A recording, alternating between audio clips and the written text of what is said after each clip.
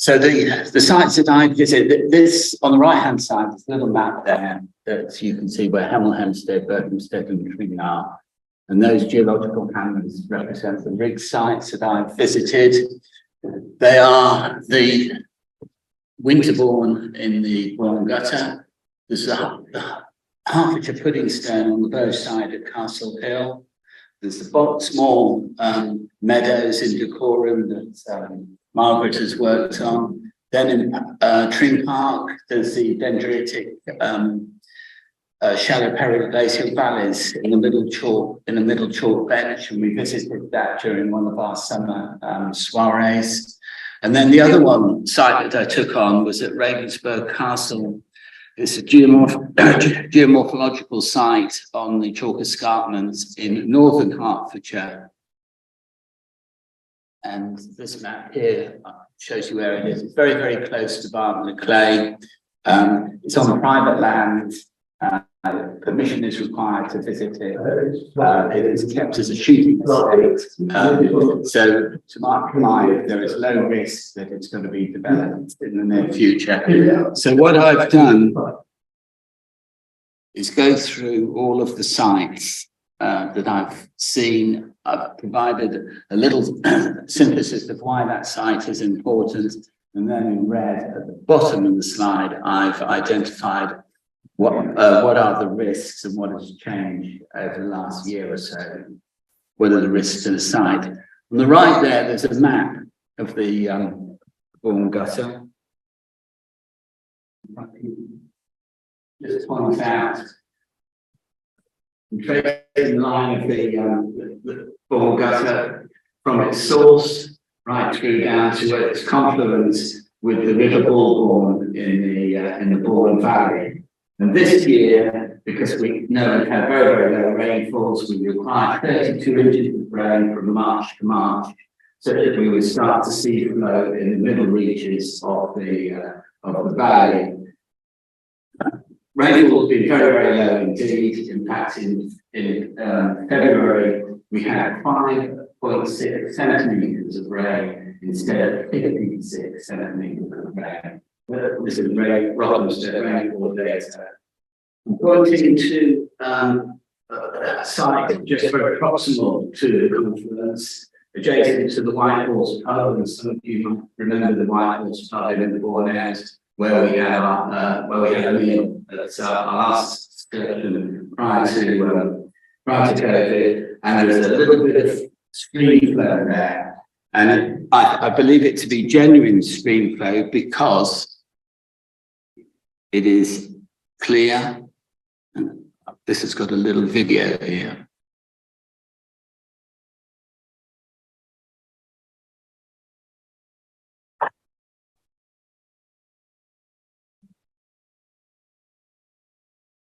So I took some temperatures of this little bit of flow.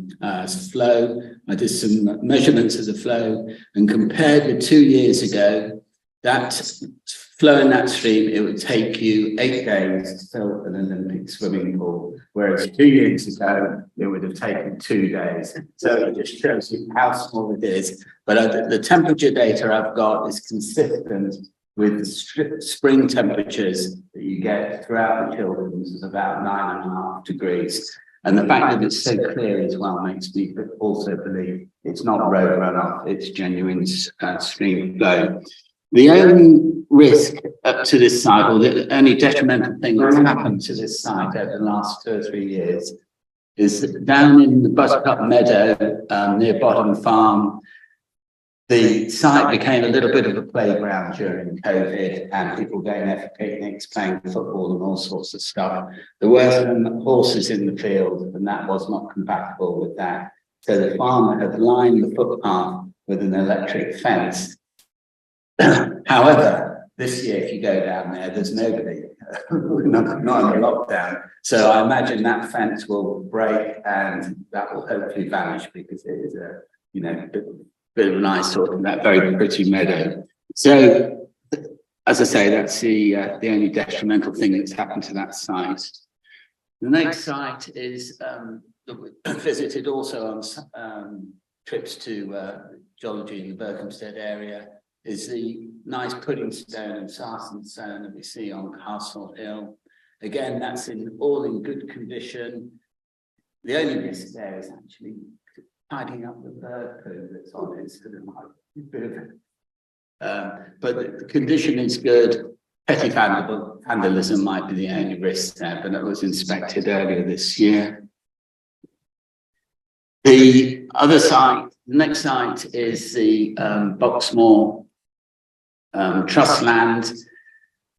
That is known for its the Nailads or icing depressions. It's been studied by Margaret, designated a RIGS site.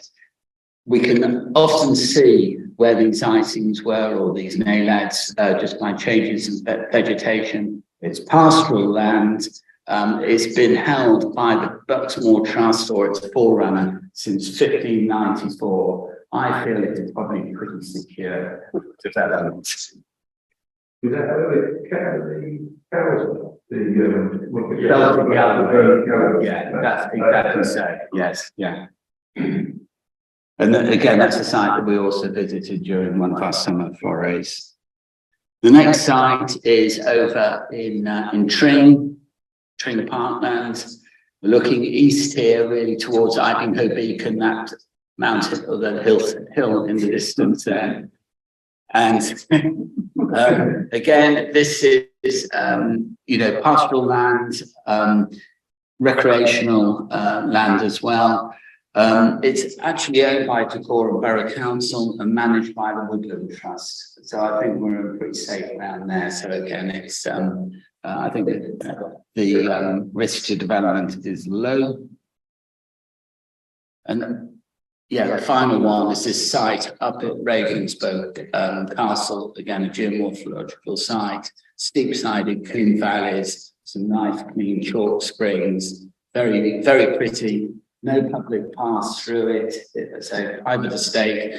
The risk there, and in contact with Derek Turner in the Bedfordshire Geological Group, is that the ownership has changed. We had previously there was a good rapport with the previous owners to get access when the birds weren't being shot at. It was access early in the year. However, we've got to start again there. And I think it's important that we do that, such that they recognise it's a RIGS site and they recognise that people are interested in it. So that's something that we need to do going forward. So that's me. Okay, next site is Little Heath, which is a SSSI. And as you all know, because we've talked about it virtually every meeting for the last 4 or 5 or all year, we had our working party up there on the 18th of Feb, doing a grand job. This was a before shot. Now, don't go into a lot of that. An update on that is already up on the website. And indeed, it's a shorter version is going to be up on the chalkboard, which comes out next week.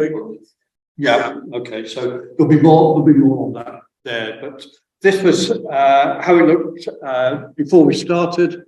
A lot of couch grass on this side, and quite a lot of brambles on the other. It's actually in a better state than it was a year ago. Last year we were dealing with 2 years worth of growth because of COVID, not doing it because of COVID in 2001.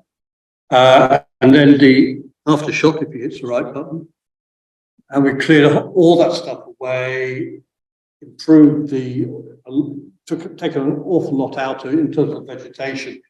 It might not look incredibly good, but it's certainly better than it was. It certainly had a very good haircut. But there is. What I wanted to talk about really this evening is the challenges that we've got going ahead. So this is the slightly closer view of this of the after shot. So with our main faces, which are the things that we bother to have this exposure for, so we can actually look at the geology, they're getting significantly weathered.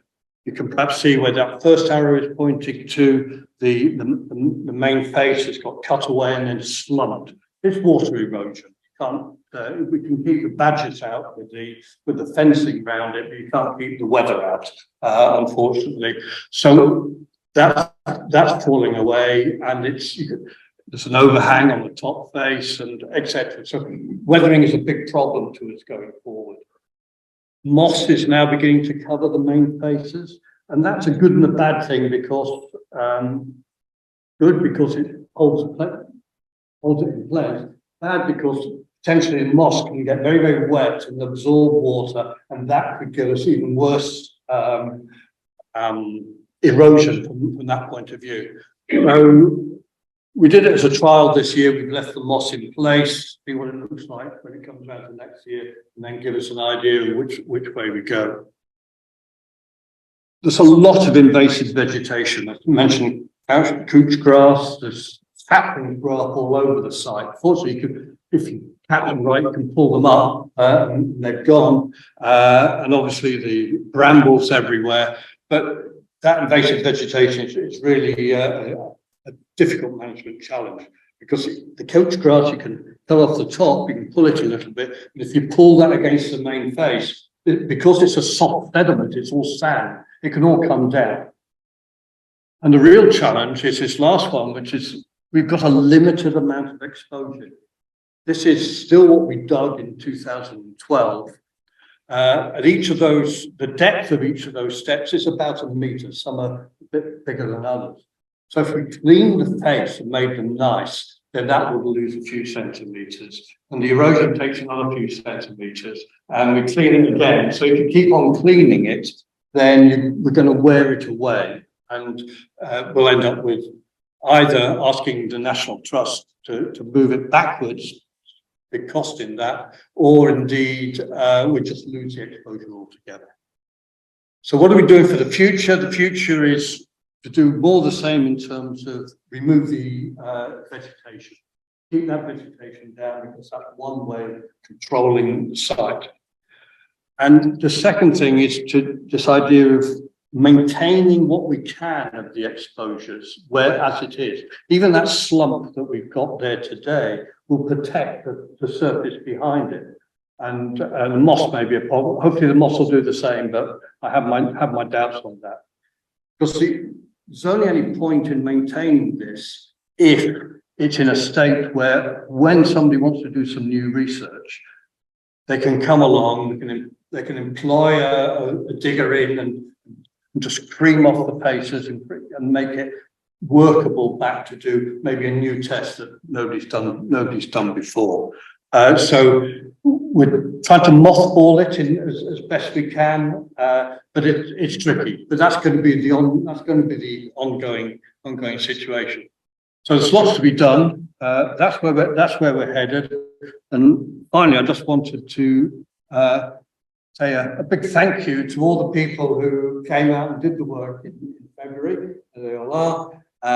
And knowing that we can do it all again next February. Okay, so thanks very much. I mean, no, I hate to suggest it, but could you cover some places? That's a very interesting thought. We had a conversation on this with someone from Natural England. This was a year ago, before we did our work last year. And her idea was that you could use tarpaulin type material that you could nail in place. It's been used in some instances where they've been able to cover it, lay brush and stuff on the top, and then when they want to reuse it, uncover it and take it out. That's all right if it's a small trench. This is 10 meters wide and 4 meters thick. So that means a whole lots of pieces of tarpaulin, each of which might be a couple of meters wide, nailed into the surface. You'd have to clean the whole site first before you did it. Yeah. It would be eroded around it, it would get inside, it would get out from underneath it. You'd really want to protect the whole thing. And then some part of what we can see over there. But if you did that, you'd probably would have to clean it properly with a digger first. You don't hide it, because then when you want to take it all away, you then probably got to clean it again, and nobody can see it in the meantime. It looks nice. Even green plastic, it's going to look nice. So this is the compromise. Can't do everything. Eventually, it will fade inevitably. And then that's all the soft sediment. Unlike what Haydon's going to talk about with chalk and it's falling down, at least it stays put. And it doesn't get weathered that bad. So that's all I need. Okay. Thanks, Mark. I've adopted Nick's template for my report on the water end swallow holes and Potter's Crouch pit. So I've labelled them mid-hearts locations, and hopefully from the map it looks pretty washed out from here. You can see Potter's Crouch just inside the M1 there, north-east of Alex Langley, and over on the right-hand side, the water end swallow holes are just the right-hand side of the A1, north of Potter's Bar. So water end swallow holes are a triple SI. The site, which hasn't been reported on recently, somewhere between 15 and 17 sinkholes, are the only ones in chalk which are a permanent feature of the landscape, according to the biological subject.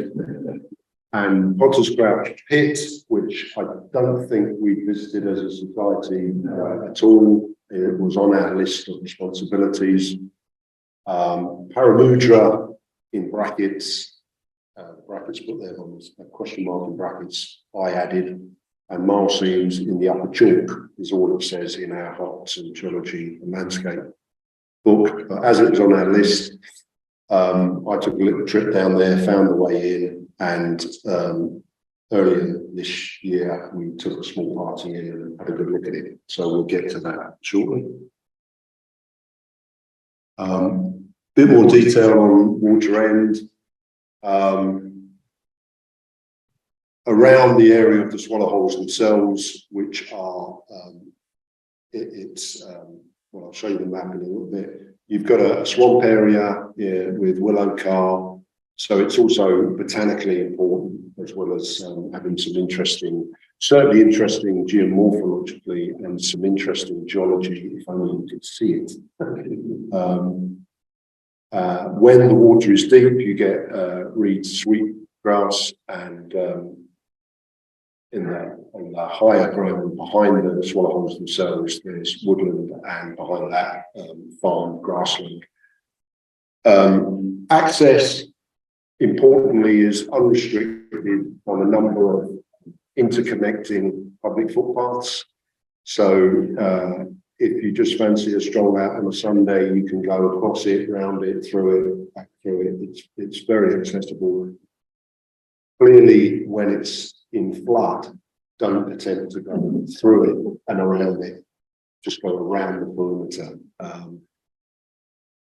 Last visited this February, and I've been going backwards and forwards quite regularly since December 21. So that's an aerial view. So what you've got is the Mimsall Brook coming in from the south and entering what I call the lake estate. And when it's in full flood, this entire area is a lake. And the Mimsall Brook disappears into a dozen or more swallow holes in this area, and in flood will connect with the Potterwall Spring coming in from the Welland Green direction, which there are a number of swallow holes, point 11, which it now almost always bypasses, and into the top of the lake estate there, where there's a reasonably permanently established swallow hole in which it disappears, except in times of flood, when it makes up the lake, and then everything goes through this outflow channel to join the coal system up in North Midlands.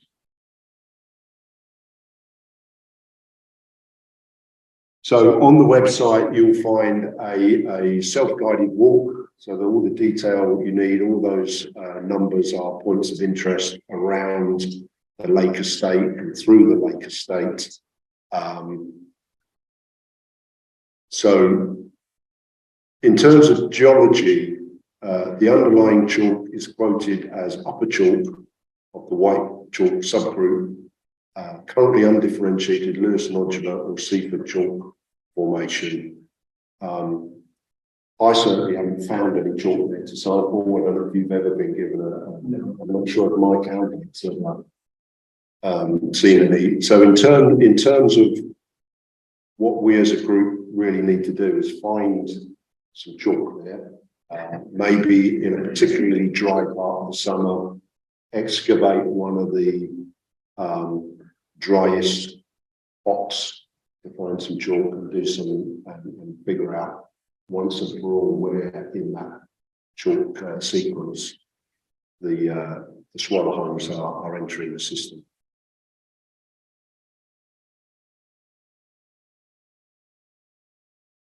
This is from a publication Haydon sent me a week or two ago, and this is 1982 by in something called cave science. So the cavers are very interested in these swallow holes for good reason. And historical records, this map was actually produced in 1970, I believe. And you can see the Minnesota Brook, with every numbered circle is a swallow point, and the Minnesota Brook sort of fades away round about the central footpath. And similarly, you can see Potter's Stream coming down, and that's the main swallow point from the Potter's Stream. If you're just going to water end to see one hole and you've got 5 minutes to spare, park at the Woodman Park, run on here, take a photograph of that, and run.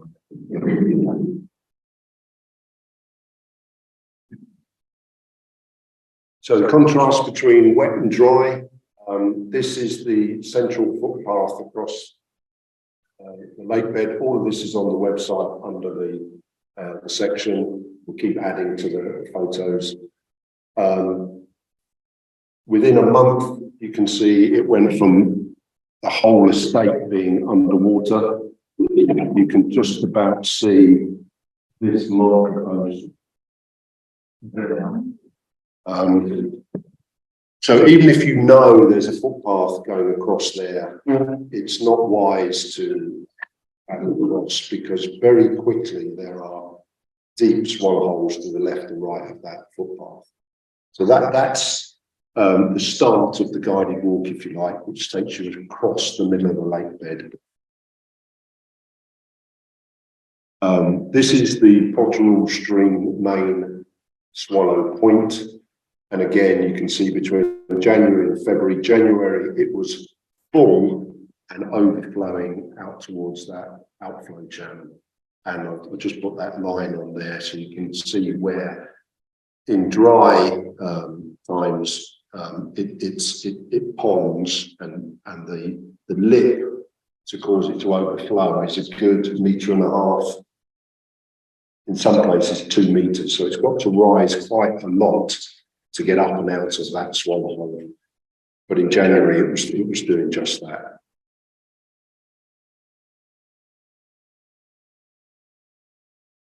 So at the back of the lake estate, when you're up on the grassland, you can see it still gets quite boggy and treacherous. So the water comes to the surface, even up in the Cenozoic parts. So if you think on a wet day, oh, I'll just do the circuit, sometimes you reach a point like that and your wife refuses to go any further. You have to go and take the photographs yourself, all in the name of science. And so this is the outflow channel flowing towards us under the A1 and out towards North Mimms. And when I was there last week, you could actually walk along that stream bed. It was totally dry. I suspect tomorrow and the day after it won't be. It will all start coming back. But you can see there's a massive difference in the amount of water. And similar to what Nick does on the ball gutter, it'd be really interesting to take some flow readings from around that system to see what's going on a monthly basis, maybe.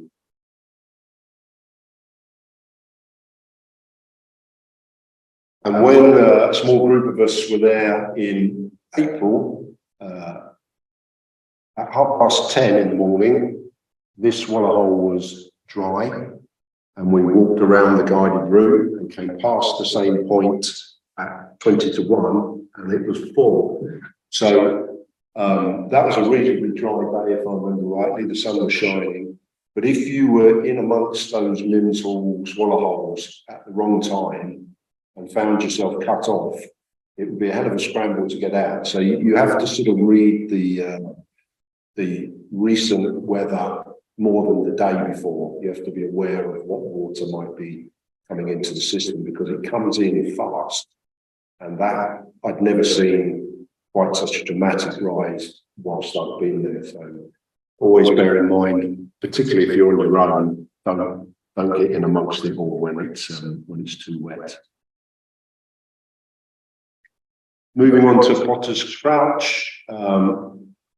So theoretically, some wonderful paramudra to find in there. Always a good tease for geologists to make them go and find a place and have a look. Access theoretically is restricted because it is on private land and it is enclosed by a fence, which has a magnificent, well, as you come off a public footpath, there's a magnificent gate. But there's no fence connected to the gates, so we walked around the gate and in we went. Claire, I think you know the tenant farmer, and they assured us that no harm would come to us if we accessed it in terms of reports to the police and anything. So a small group of us went in January because it hadn't been visited by the group. I think, Mike, you were in there a good few years ago on an unofficial visit, shall we say, hunting for paramudra. Access is unrestricted in the sense that you can just walk off the footpath and find yourself in there. I think it would be wise as a group if we got permission from the locals anytime we did go in, but I don't think you'd be harassed if you were just making sort of inquiries on your way past. And so I think, overhead shot again, just to show where it is. That's the M1 shooting up the middle there. The local airfield is just on the, what's the name of it? Plaistows Airfield, just on the right-hand side of the map.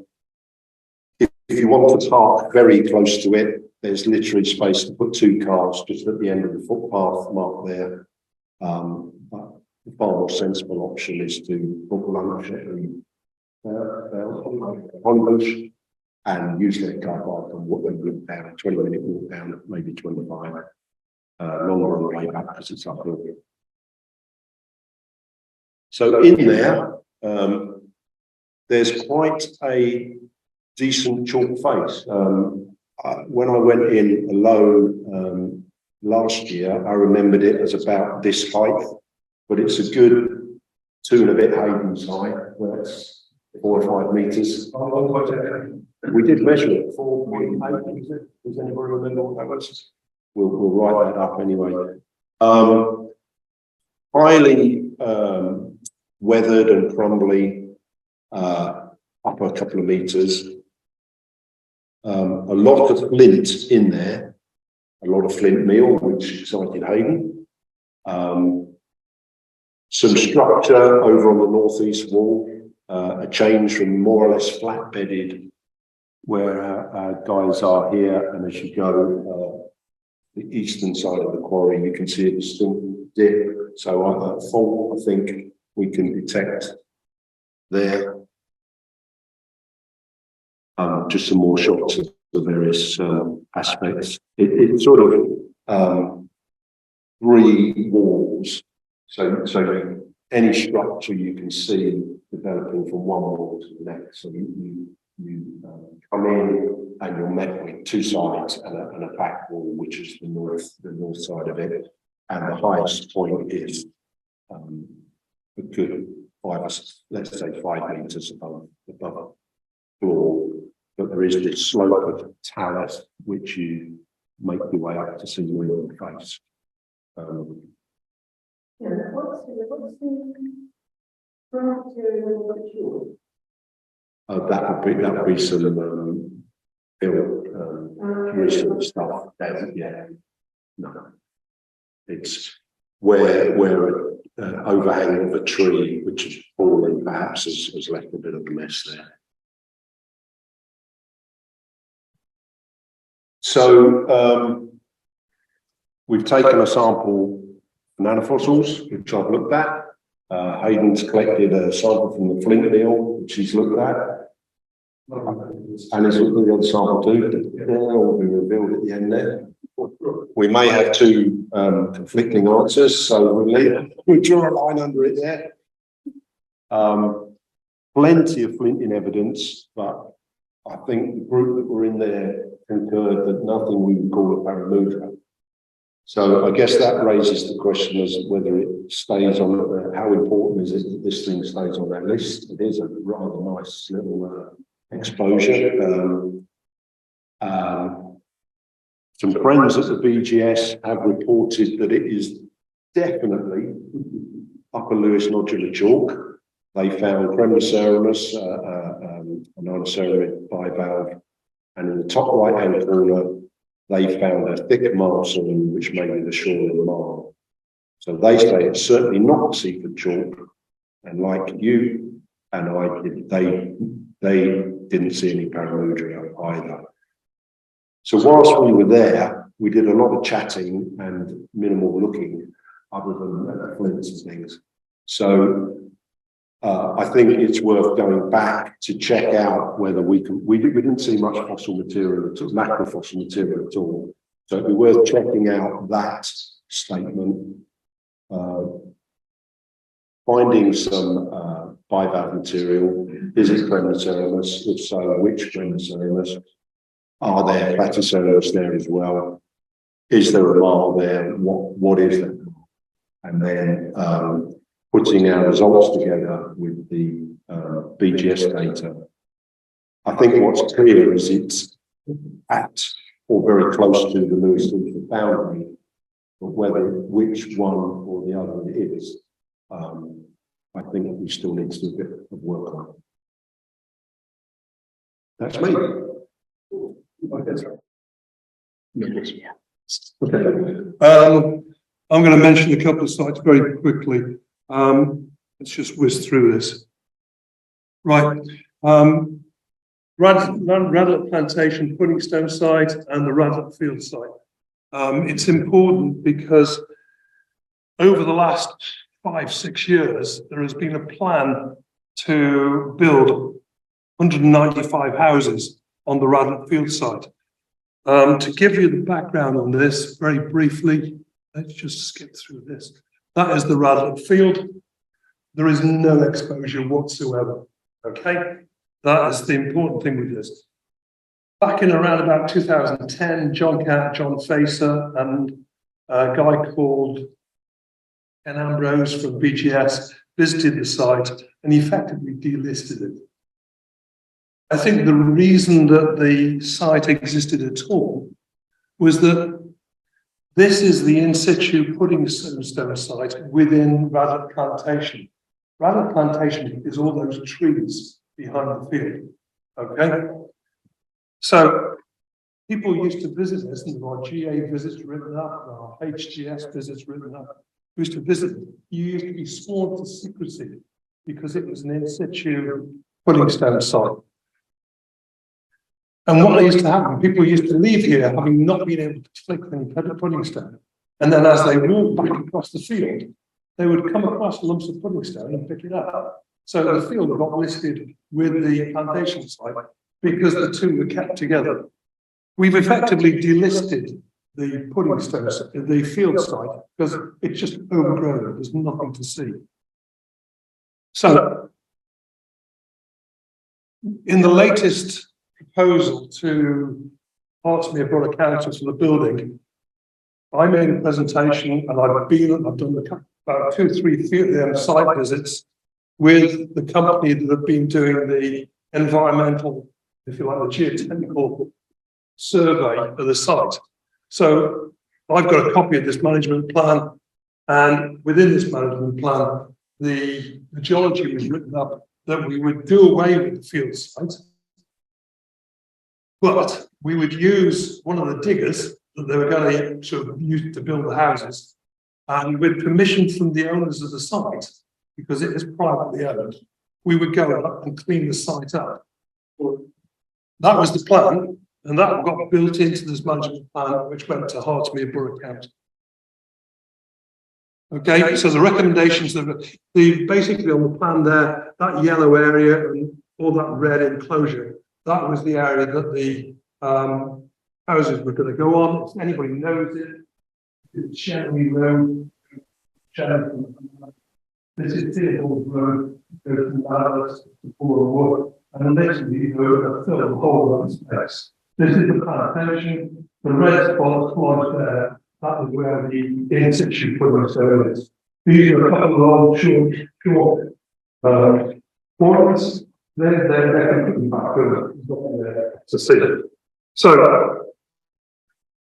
the recommendation was that due to the course of excavation of this site, it's highly likely that fragments of pudding stone will be brought to the surface. This rock has got monetary value. It is therefore recommended that if a sizable fragments were recovered during excavation, that the Hertfordshire Geological Society be notified and they can be collected and stored for future display. That was the first proposal, okay? What the engineers eventually said, tell you what, we'll collect it all together. We might even make a feature of it in the housing development. And we'll have a water feature and fountains and pudding stone. So we're like, okay, whatever.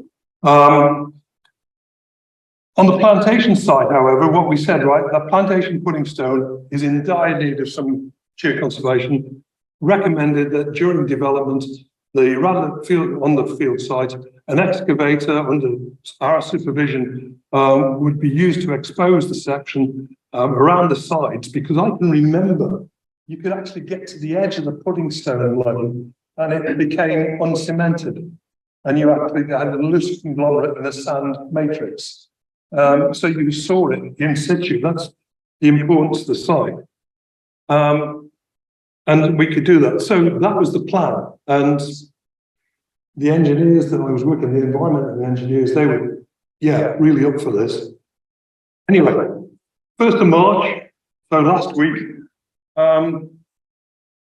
the pudding stone site, effectively, permission has been refused on a number of grounds. One, it's inappropriate, harmful development within the green belt. There's a potential risk to archaeological artifacts because it's very close to Walking Street.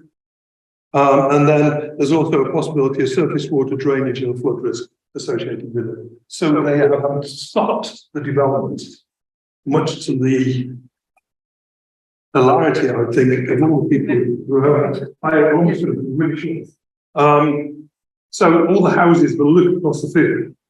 They're overjoyed, okay? But where do we, the straight answer, where do we go from here? I'm not sure yet. I'm going to contact the guys from the environmental engineers, because now we don't have a digger. That would be dead easy to go and use that.